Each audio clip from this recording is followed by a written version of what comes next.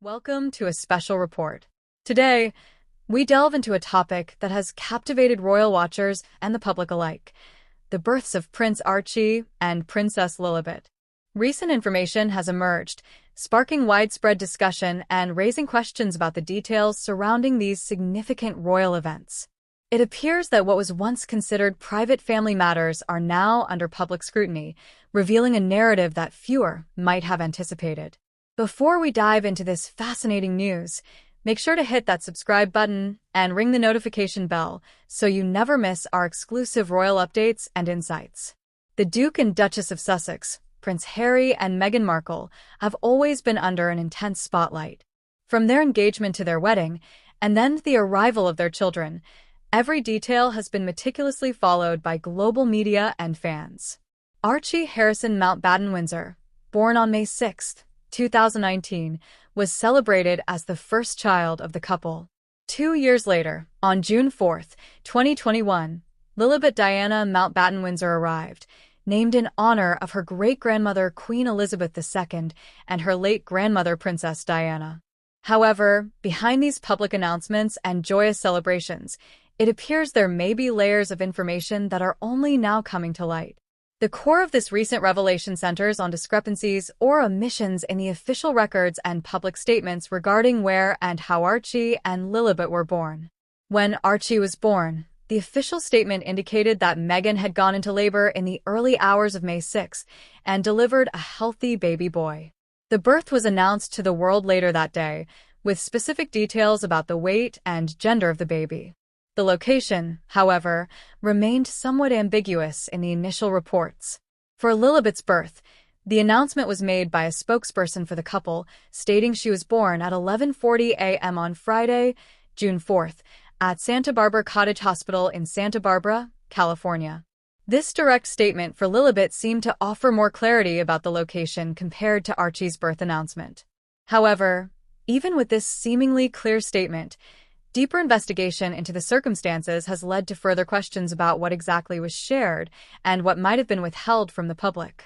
One of the central points of contention revolves around the birthplace listed on Archie's birth certificate. Initial reports and general understanding suggested that Meghan had given birth at Portland Hospital in London, a private facility often favored by royalty and high-profile individuals for its luxury and privacy. However, a closer look at Archie's birth certificate later revealed that the place of birth was simply listed as the Frimley Park Hospital. This public general hospital in Surrey, near their then residence Frogmore Cottage, presented a stark contrast to the expected private hospital birth. This detail, when it surfaced, immediately sparked extensive debate among royal commentators and the public. The change in the publicly perceived birthplace from a plush private hospital to an NHS facility raised questions about the couple's narrative. Was this a deliberate choice for privacy, perhaps to avoid the media frenzy that often accompanies royal births at well-known private hospitals? Or was it an attempt to present a more relatable image, aligning with the everyday experiences of many British citizens? The lack of upfront clarity on this specific detail for Archie's birth fueled speculation about transparency and the couple's relationship with the media.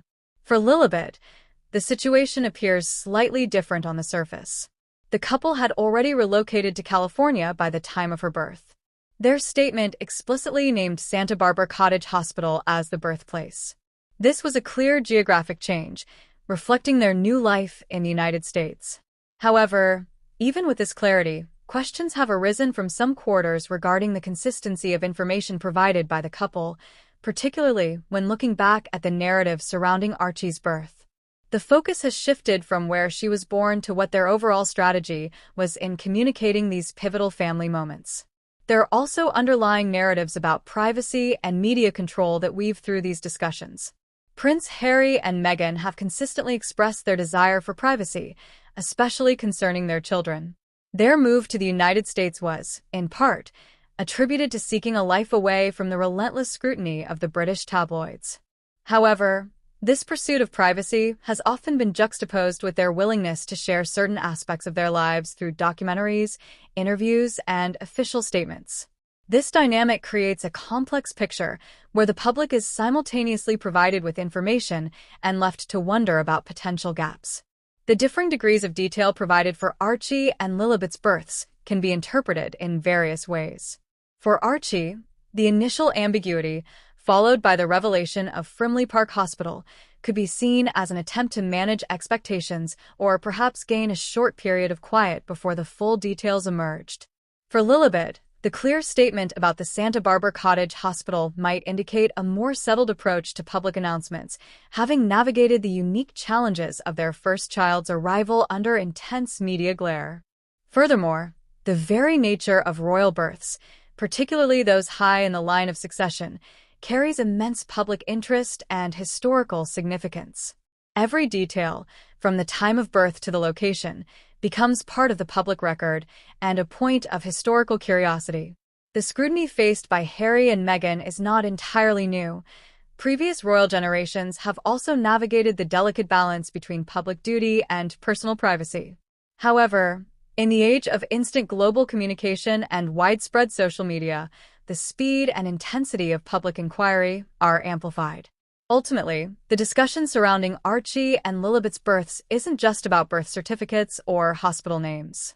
It delves into broader themes of public expectation versus private wishes, the evolving role of royalty in the modern era, and the constant negotiation between celebrity and discretion. The emergence of these details encourages us to reflect on how information is shared, perceived, and analyzed in our current media landscape. It underscores that even the most joyful family announcements can become subjects of extensive public discourse when they involve figures of global prominence. As we conclude this report, we invite you to consider these developments and form your own conclusions. What do you think these revelations signify about the public communication strategies of Prince Harry and Meghan? Share your thoughts and perspectives in the comments below and engage respectfully with this ongoing discussion. Your insights help us all better understand the complex tapestry of public life and privacy.